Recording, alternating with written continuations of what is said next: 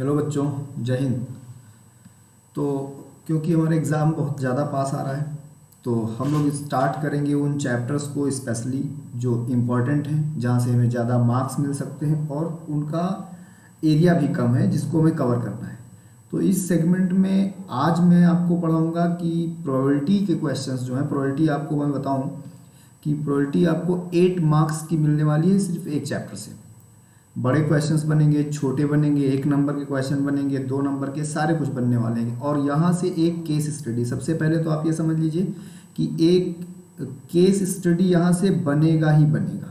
Case study का 4 marks का एक क्वेश्चन यहाँ से बनेगा ही बनेगा 101%। तो I will cover that portion also, मैं वो भी आपको समझाऊंगा, उसके भी क्वेश्चंस आपको कराऊंगा कि केस स्टडी के कैसे क्वेश्चंस हैं, ठीक है।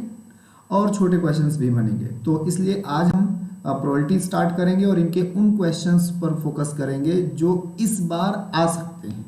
ऐसे तो है बहुत इंपॉर्टेंट ये पूरा चैप्टर, लेकिन हम अब पूरा कंप्लीट नहीं पढ़ने वाले ना, हम बस उतना ही करने वाले हैं जितना इस बार हमारे एग्जाम में, जिनमें से कुछ मिल सकता है, ठीक है। तो चलिए स्टार्ट करते हैं।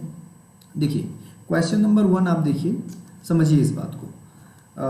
यहाँ पर इन्होंने लिखा है कि एक जो है हमारे पास एक क्वेश्चन है जिसमें लिखा हुआ है कि if P A this is P A is equal to, इस क्वेश्चन में हमको लिखा हुआ है कि इफ पी ए मतलब probability of A is equal to 2/3, probability of B is equal to 3/10 and probability of this A intersection B is equal to 1/5। तो हमें फाइंड क्या करना है ये देख लीजिए, ये बहुत इंपॉर्टेंट है। क्वेश्चन तो छोटे हैं, ये 1 नंबर में मिल जाएगा, लेकिन ये सब कैलकुलेट करना बहुत इंपॉर्टेंट है and this is very important for this year, ठीक है। अच्छे क्वेश्चंस हैं। अब देखिए स्टार्ट करते हैं हम लोग, इसके सॉल्यूशन में चलते हैं। सिलेक्टेड क्वेश्चन है, बिल्कुल सिलेक्टेड क्वेश्चन है, तो इनको हम इंडिविजुअल कैलकुलेट कर लें। एक बार हम इसको कैलकुलेट कर लें, एक बार हम इसको, फिर दोनों को मल्टीप्लाई कर देंगे। एज यू कैन सी कि यहाँ पर एक डॉट है, ठीक है बच्चों। तो चलिए स्टार्ट करते हैं। जैसे आपको ये भी अच्छे से याद होगा कि कंडीशनल प्रोबेबिलिटी की डेफिनेशन या फॉर्मूला क्या था, वो ये था बच्चों कि इन दोनों का आप करेंगे इंटरसेक्शन और नीचे वो प्रोबेबिलिटी लिखेंगे जो आपको गिवन है। जो बेसिक फॉर्मूले हैं जो प्रोबेबिलिटी में पहले यूज़ होते रहे हैं वो हमारे पास हैं, हम उनका यूज़ करेंगे। अब देखिए नेक्स्ट इसमें बढ़िए। तो जब आप इसमें आगे बढ़ते हैं तो आप देखते हैं कि आप इसको चाहें तो ऐसे लिख सकते हैं P of A union B, और इसका कॉम्प्लीमेंट लिख सकते हैं ओवरऑल, ठीक है। डी मॉर्गन्स लॉ मैंने लगा दिया और नीचे मैं इसको लिख सकता हूँ 1 माइनस PB। ये बात समझ में आई है? किसी के ना होने की प्रोबेबिलिटी को 1 में से अगर निकालना है तो 1 में से उसके होने की प्रोबेबिलिटी को कम कर दीजिए and you will get your answer. तो let's see and also again, अगर मैं आपको ये समझाऊं कि किसी के ना होने की प्रोबेबिलिटी, तो यू विल राइट 1 माइनस होने की प्रोबेबिलिटी।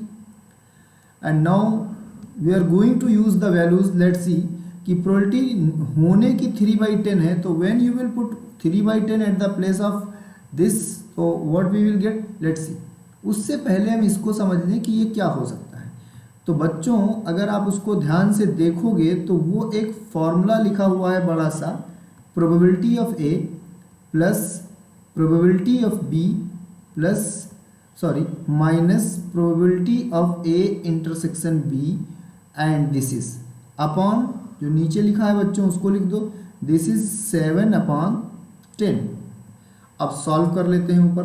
1 माइनस, देखिए 2/3 प्लस 3/10 एंड माइनस 1/5। इस पूरे का आप एलसीएम लेंगे और इसको सॉल्व करेंगे 7/10। तो 3, 10 और 5 का एलसीएम आपको मिल जाएगा 30। ये आपको मिल गया 30। यहाँ 1 माइनस है, यहाँ पर आप देखिए कि ये हो जाएगा 20, ठीक है, ये हो जाएगा 20 and the second is that कि ये हो जाएगा बच्चों 9, क्योंकि यहाँ पर 3 बच जाएगा, और ये हो जाएगा -6 एंड ओवरऑल 7/10। आप आगे बढ़ जाइए। जब आप वहाँ सॉल्व करेंगे तो 23 बचेगा, यहाँ पर 23 बचेगा, और 30 में से फिर से हम 23 माइनस कर देंगे तो हमें मिलेगा बच्चों 7/30 अपॉन 7/10। थोड़ा सा और सॉल्व करिए, 7/30 into 10/7, and from here my dear friend you will get this is 1/3। एक रिजल्ट आ गया, एक रिजल्ट आ गया, इसको नोट कर लीजिए। अब दूसरे रिजल्ट को भी हमें कैलकुलेट करना है क्योंकि हमें उसको मल्टीप्लाई करना है। ये बात आपको ध्यान में रखना है कि we have to multiply that, हमें उसको बच्चों मल्टीप्लाई करना है। तो उसके लिए फिर से हम फॉर्मूला लगा देंगे, यहाँ पर सेम कंडीशनल प्रोबेबिलिटी का फॉर्मूला लगा देंगे दूसरे केस में जो दूसरा हमको मिला हुआ है, और वहाँ से भी एक वैल्यू आ जाएगी, इन दोनों वैल्यूज़ को हम मल्टीप्लाई कर लेंगे। ठीक है, कुछ चीज़ें बिल्कुल सेम रहने वाली हैं, उसमें कुछ नहीं बदलेगा, जैसे कि ये वाला फॉर्मूला जो यहाँ ऊपर लिखा है उस फॉर्मूले में कुछ नहीं बदलेगा। 2-3 छोटी छोटी चीज़ें हैं जिसको मैं आपको फिर से बता दे रहा हूँ। अब नेक्स्ट देख लीजिए आप इसका। तो बच्चों जब इसका आप नेक्स्ट देखेंगे तो देखिए उसमें लिखा क्या हुआ है। उन्होंने आपसे कहा कि फाइंड, वैल्यू फाइंड करने को वो कह रहे हैं हमसे कि फाइंड, ये देखिए नेक्स्ट है आपका सेकंड नंबर, इसको समझ लीजिए। Probability of B complement when A is given. तो once again you will write B complement intersection A complement upon P of A complement. Again we will use De Morgan's law. तो De Morgan's law use करेंगे तो बच्चों मैं उसको ऐसे ही लिख दूं, A union B, A union B, all right, and upon 1 minus P of A. क्योंकि आपने इसको सॉल्व किया है 1 minus P of A union B, तो यू विल गेट 7/10 अगेन, क्योंकि वहाँ कुछ नहीं बदलने वाला है। हाँ, यहाँ 1/3 होने वाला है, यहाँ 1/3 होने वाला है, is because P A is this. अब बच्चों इसको देख लो तो ये हो जाएगा 7/10 into 7/10 and into this is what 3/1, 7/10 and this is 3/1। हाँ, यहाँ पर एक वैल्यू हम लोगों को और मिली हुई है, उसका कैलकुलेशन एक बार देख लेते हैं। देखिए यहाँ से हमको मिल जाएगा दिस इज 7/30 नॉट 10, 7/30 एंड 3/1। तो again you can see this is what 7/10। अब इन दोनों को मल्टीप्लाई करना है। नाउ एकदम सिंपल सा छोटा सा रिजल्ट है, probability of A not when B is given into probability of B naught when A is given is equal to, this is 7/10 and this is 1/3. So your answer is 7/30. This is first question. ये बहुत important है, यहाँ से इस बार 8 marks मिलने वाले हैं, बस इसको अच्छे से कर लेना। इसकी केस स्टडी भी करा दूंगा और बड़े क्वेश्चंस भी करा दूंगा। All right, come on the next. This is question number 2। Look, देखिए उन्होंने आपको प्रोबेबिलिटी ए की बता दी, बी की प्रोबेबिलिटी बता दी, इवन कंडीशनल प्रोबेबिलिटी भी बता दी, एंड दे वांट दिस, वो ये वाली वैल्यू चाह रहे हैं। तो बच्चों सबसे पहले हम तो बात ये कर लें कि जो कंडीशनल प्रोबेबिलिटी होती है उसका फॉर्मूला क्या होता है। तो लेट्स सी कि दिस इज 1/2 और फॉर्मूला इसका होगा P of A intersection B upon P of B, this is equal to 1/2। और यहाँ से अगर आप देखो तो P of A intersection B is equal to PB into 1/2 and the value of PB is given to us 1/3। तो this is 1/3 into 1/2 means 1/6। All right, इसको याद रखना है। अब वो जो कह रहे हैं उस पर हम अब बात करेंगे। देखिए वो हम लोगों से पूछ रहे हैं, दे आर आस्किंग कि व्हाट विल दिस। तो आपको तो पता है, जैसे ही आपको कॉम्प्लीमेंट दिखा दोनों पर, आपको याद आया होगा कि we will use De Morgan's law, और अगर हमने डिमॉर्गन्स लॉ यूज़ किया तो अब कॉम्प्लीमेंट्री का कॉन्सेप्ट भी यूज़ कर लेंगे। तो दिस इज, और आपको पता है कि ये एक बड़ा सा सिस्टम है जो कि P of A plus P of B minus P of A intersection B होता है, और अब इन सब की वैल्यूज लिख दी जाए बच्चों। तो this is what, P of A का मतलब 1/2 and plus 1/3, this is minus 1/6। और अब आप इसका एलसीएम कर लीजिए, तो यहाँ पर आप देखिए 6 मिलेगा, यहाँ पर 3 2 -1 मिलेगा, जो कि रिजल्ट में आएगा बच्चों 4/6 का मतलब 2/3 एंड अगेन दिस इज 1/3। तो एक रिजल्ट आपको मिल गया 1/3 और यही हमें इस क्वेश्चन में जानना था। ठीक है, देखिए इजी हैं सारे क्वेश्चन, बस you should know basic of the probability. जो आपने साल भर में पढ़ा है वो आपको आना चाहिए, बेसिक आपको आना चाहिए, तो that is very important for any chapter. ठीक है, कम on the next, this is look, इसका सॉल्यूशन देख लेते हैं बच्चों। देखिए इन्होंने फिर से हमें बता दिया कि प्रोबेबिलिटी ए की इतनी है और बी की प्रोबेबिलिटी इतनी है, यूनियन इतना है, तो ये बताना है। अब इसको बताने के लिए एकदम सिंपल सा कॉन्सेप्ट है बच्चों, बहुत सिंपल सा कॉन्सेप्ट है। देखिए ये लिखा है कि इसको ऐसे समझ ले, थोड़ा सा वेन डायग्राम से समझते हैं। इसको लिखा है कि probability of A and not be, this is, तो मैंने एक वेन डायग्राम यहाँ बना दिया, इसको समझेंगे यहाँ से और ये बहुत इजी हो जाएगा। ये ए है और ये बी है and this is what, this is A intersection B and we are looking for A intersection B complement. हम ये चाह रहे हैं, this is A, this is B, A और बी, और हम जो चाह रहे हैं वो मैंने आपके सामने बना दिया। अब देखिए आप सोचिए कि बी नॉट क्या है। अगर ये बी है, ये ऐसे बी है, तो बी नॉट का मतलब कि वो पार्ट जिसमें बी आता ही ना हो, तो वो यहाँ से शुरू होगा, यहाँ से शुरू होगा और सब कुछ उसमें बी नहीं आता होगा। And we are looking for the intersection of the with A, और हम चाहते हैं कि उसका इंटरसेक्शन ले लें ए से। तो हमें सब कुछ मिलाकर देखिए कि वो, एक और बात ध्यान में रखिएगा, एक और बात ये ध्यान में रखिएगा कि जैसे हम ये कह रहे हैं कि बी नॉट का मतलब ये पूरा, लेकिन अगर हम उसका इंटरसेक्शन निकालने लगे यहाँ पर बी कॉम्प्लीमेंट का ए के साथ, तो हमें मिलेगा सिर्फ ये रीजन। देखिए मैंने इसको ब्लैक कर दिया, ये वाला रीजन सिर्फ मिलेगा बस। और इस वाले रीजन के बारे में बताऊं आपको, ये लिखा हुआ है P of A minus B, ये लिखा हुआ है, बस इतनी सी बात लिखी हुई है कि P of A minus B लिखा हुआ है। ठीक है, तो प्रोबेबिलिटी ए की और फिर माइनस बी की प्रोबेबिलिटी निकालनी। एक तरीका ऐसे भी आप देख सकते हैं, बहुत सिंपल सा कॉन्सेप्ट आप यूज़ कर लेंगे। ठीक है, चलिए दूसरा तरीका इसका जैसे हम लोग कर रहे हैं हम वो कर देंगे। तो वहाँ पर जो प्रोबेबिलिटी उन्होंने हमसे कहा कि देखनी है, तो दैट इज़ ईजी, वो हम लोग आसानी से कर सकते हैं। चलो यहाँ फॉर्मूला यूज़ करते हैं। तो बच्चों अगर हम यहाँ फॉर्मूला यूज़ करेंगे तो probability of A union B given to us, everything is given to us, probability of A when B is given is what, या ऐसे लिख लीजिए कि probability of B complement intersection A का मतलब ये हो गया बच्चों कि प्रोबेबिलिटी ऑफ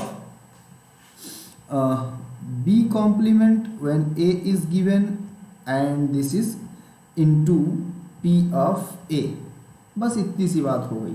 अब ये हमें कैलकुलेट करना है, तो दिस इज़ व्हाट, यहाँ पर आपको ए तो लेना है, ए लेना है, लेकिन उसमें बी का कुछ भी नहीं आना चाहिए, there should be nothing anything. ये केस करना है आपको। ए तो लेना है, साथ में पूरा का पूरा ए लेना है, लेकिन जो ए में बी का कॉमन पार्ट है वो निकाल देना है। तो हम ये भी यूज़ कर सकते हैं, हमें ज़्यादा कुछ करने की ज़रूरत नहीं है। तो हमने ये लिख लेना है कि P of B complement intersection A is equal to P of A minus P of A intersection B। तो P ऑफ A की वैल्यू है बच्चों 0.4 minus, this is you know what, कि यहाँ पर सारी वैल्यू लिखूंगा मैं, PA लिख दूंगा, PB लिख दूंगा, माइनस उसका इंटरसेक्शन है तो मैं यूनियन लिख दूंगा। इनकी वैल्यूज़ चलो यूज़ कर लेते हैं। तो PA का मतलब 0.4 है, प्लस 0.3 है, माइनस 0.5 है। तो दिस इज़ व्हाट, 0.4 माइनस, देखिए 7 से 5 निकाल दिए तो 0.2 and this is equal to 0.2। ये आपका आंसर होगा क्वेश्चन नंबर 3 का। अब देखिए 4 नंबर का क्वेश्चन सीबीएसई क्वेश्चन है, एग्जाम में आया हुआ है, आपको इसको बहुत ध्यान से समझना है। देखिए उन्होंने लिखा कि कोई भी इवेंट है जिसमें ए की प्रोबेबिलिटी 5/8 है, बी की प्रोबेबिलिटी 1/2 है, और ये लिखा है probability of A when B has given is 3/4 है। We are looking for the probability of B when A has given. हम इसकी बात कर रहे हैं बच्चों, बी की प्रोबेबिलिटी जब ए गिवन हो, and you all know these things कि this implies probability of A intersection B upon probability of A। इसको स्टार बनाएंगे, अपने पास रखेंगे। अब देखिए जैसे ये स्टार बन गया, अब यहाँ पर जो हमको गिवन है उसका भी हम यूज़ करेंगे, क्योंकि हमें ये बताया गया है कि दिस इज इक्वल टू 3/4। तो इसका फॉर्मूला क्या होगा बच्चों, P of A intersection B upon PB is equal to 3/4। बहुत ध्यान से समझने की ज़रूरत है।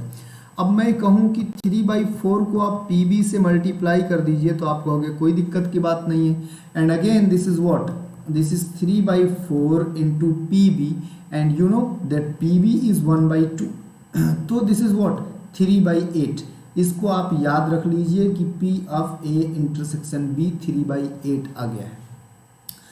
अब हमें क्या जानना है, वी आर लुकिंग फॉर, हम लोग ढूंढ रहे हैं क्या, देखिए हम लोग ये ढूंढ रहे हैं P of B over A means conditional probability of B when A has been occurred is equal to probability of A intersection B, जिसको हम डायरेक्ट यूज कर लेंगे upon this is probability of B।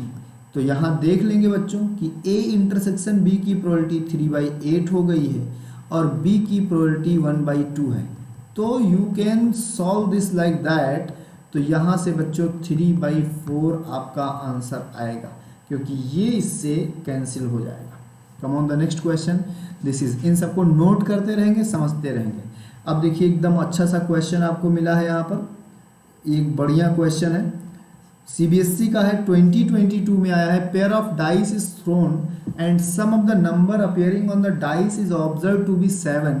सम ऊपर 7 आ रहा है। Find the probability that number 5 has appeared on at least 1। आपको बताना है वो कितना चांस है कि 5 तो कम से कम एक पर आए ही। तो पहले हम लोग क्या करेंगे, फर्स्ट ऑफ ऑल हम लोग यहाँ से एक इवेंट बनाएंगे जिसमें सम 7 आता हो, और पेयर ऑफ डाइस है तो सम 7 आने का मतलब है वो यहाँ से स्टार्ट होगा, 1,6 से स्टार्ट होगा, और 2,5 और 3,4 एंड नाउ रिवर्स हुआ 4,3 और 5,2 और 6,1, ये रिवर्स हो गया। तो ये तो आ गया जिसमें सम 7 आएगा।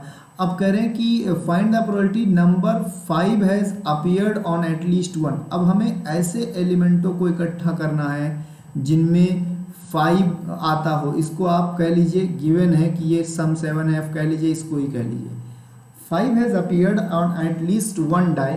कम से कम किसी एक पर 5 तो आए ही। तो आप देख लीजिए कि 1 के साथ 5 आएगा, 2 के साथ 5 आएगा, 3 के साथ 5 आएगा बच्चों, और 4 के साथ 5 आएगा। 5 खुद के साथ आएगा 6 बार, 5 और 6 के साथ भी आपको एक 5 मिल जाएगा। तो देखिए 1 2 3 4 5 और 6 11, तो टोटल यहाँ 11 है। अब देखिए इनमें से आपको प्रोबेबिलिटी बतानी है कि 5 अपीयर्ड ऑन एटलीस्ट 1 डाई, कम से कम एक पर तो 5 आए ही। तो हम इनका इंटरसेक्शन निकाल लेते हैं बच्चों, ई इंटरसेक्शन एफ। तो आप देख सकते हो कि ये कॉमन है और ये कॉमन है, बस 2 ही एलिमेंट यहाँ पर कॉमन है जिनका हम यूज़ कर सकते हैं, बस 2 ही एलिमेंट कॉमन है। अब रिक्वायर्ड प्रोबेबिलिटी निकालनी है, तो देखिए ये पूरा कितना हो गया टोटल, आप देख लीजिए। तो ये आप देखेंगे वैल्यू बच्चों, तो ये है आपका 2/36, और नीचे हम लोग लिख देंगे प्रोबेबिलिटी एटलीस्ट 1 डाइज। तो अगर हम नीचे लिखते हैं तो हमारा देख लीजिए 1 2 3 4 5 6/36। थोड़ा सा सॉल्व करेंगे बच्चों, ये इससे कैंसिल, यहाँ 1/3 आपका आंसर आ जाएगा। ठीक है, तो आ जाते हैं नेक्स्ट क्वेश्चन पे। एकदम इजी सा सिंपल सा क्वेश्चन है, बहुत कुछ करना नहीं है। The probability that A hit target is 1/3 means probability of A is 1/3 probability of B is 2/5 if both try to hit the target independently it is given that independent events, तो A intersection B, independent का मतलब होता है बच्चों P of A and P of B, this is independent. Find probability that the target is hit, तो आपको बताना है कि टारगेट हिट हो जाए वो प्रोबेबिलिटी बतानी है। मतलब दोनों में से किसी ने भी मार दिया तो लौट के जब घर को वापस आएंगे तो कहेंगे कि मैंने ही मारा था, वो कहेगा नहीं मैंने ही मारा था, ठीक है। तो ऐसा कुछ करना है। तो आपको पता है कि अगर हमें ये वाली वैल्यू लिखनी है बच्चों तो we are going to use this formula, क्योंकि ये बहुत हेल्पफुल है और यही इसको एक्सपेंड भी करता है। तो this is 1/3, this is 2/5 and it is independent, so you will right like that, क्योंकि जब कोई भी दो इवेंट इंडिपेंडेंट होते हैं तो वो इसको फुलफिल करते हैं। इंटरसेक्शन की प्रोबेबिलिटी उनके प्रोडक्ट के प्रोबेबिलिटी के इक्वल होगा। Now we are going to solve all these things, तो दिस इज 2/5 माइनस 2/15 ये हो जाएगा बच्चों, क्योंकि 1/3 एंड 2/15। तो लेट्स टेक एलसीएम 15, यहाँ 5, यहाँ 3 और यहाँ -2, तो आप देखोगे बच्चों कि यहाँ 4/15 आपका आंसर आ जाएगा। This is your answer for this question. CBSE के 2022 एग्जाम में आया है। जितने क्वेश्चन हम यहाँ कर रहे हैं वो या तो रिपीट हुए हैं बोर्ड एग्जाम में या वो इस बार आने के उनके चांस बहुत ज़्यादा हैं। Let's see question number 7 and this is very easy question, 2021 में आया हुआ है। 2 cards are drawn at random from a pack of 52 cards. 52 card के पैक में से 2 कार्ड निकालने, one by one without replacement. What is the probability of getting first card red and second card is jack? तो देखिए बहुत simple है, required probability this is equal to first card is king, मतलब कि 2 card निकालने हैं, पहला king card हो और रिप्लेसमेंट नहीं है, तो यू ऑल नो दैट कि किंग अपने पास तो 4 ही हैं और 52 अभी हैं। And the second is that कि फर्स्ट कार्ड किंग हो and second is jack, first card red हो। तो यहाँ पर थोड़ा सा हमें करेक्शन की ज़रूरत है, क्योंकि रेड जो हमारा है वो बहुत लंबा है, बहुत ज़्यादा है।